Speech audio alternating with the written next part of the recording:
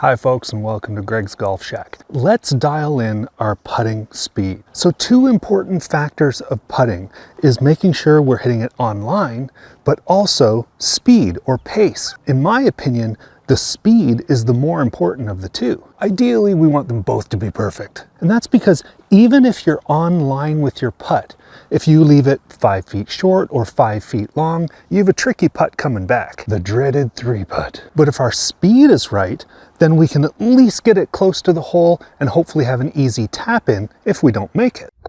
So we can practice this by kind of measuring our backstroke compared to how far the ball goes. The goal is to have a consistent tempo, so the ball's always coming off the club head at the same speed. Now this is generally good for putts maybe 20 feet and in. As you get to the longer putts, you might have to adjust your speed and your backswing a little bit more. So how do we get started with this? We need to determine a unit of measurement for our backswing. Now I like to use the width of my putter head because I have a nice big one. So I'll just lay my putter down here. I have an orange tee to kind of indicate the starting position, and I'm just going to put some tees down here for a putter head width.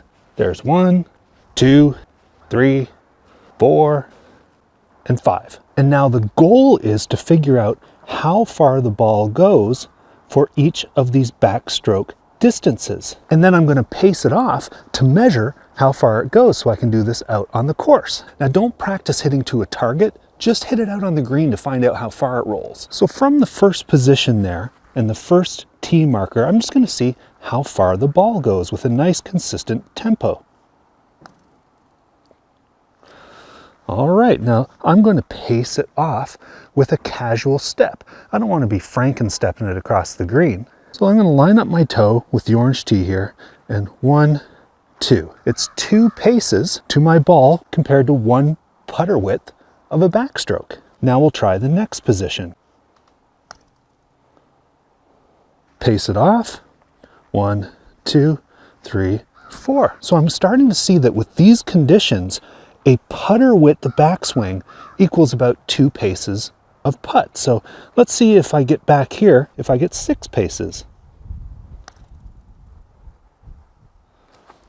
1, 2, 3, 4, 5, 6. And you can keep doing this to get your distances. Now you want to try and do this for uphill putts, downhill putts. Every Newfoundland golfer knows that the wind blows, so you're going to want to try these putts into the wind, downwind, and practice on the putting green for the conditions of the green for that day. Once you're out on the course trying to score, you can't put down these practice aids. But one measuring tool you have to your advantage is your foot. I can see that these tee distance are kind of equivalent to the width of my foot here. So 1 putter width kind of comes to the instep of my foot. 2 putter widths comes to about in line with my foot. 3 comes to the outer step of my foot. And the next one is, a putter width past my foot. If I take all these away, I should be able to kind of duplicate those distances based on where my putter head comes back in relation to my foot.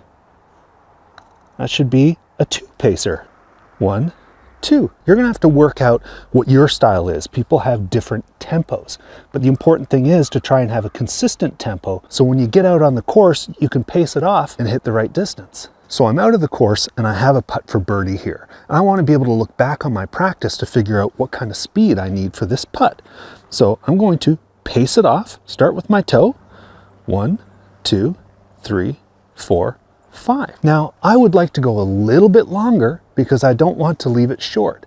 So I'm going to play this for around my 6 pace putt, which would be just outside my foot.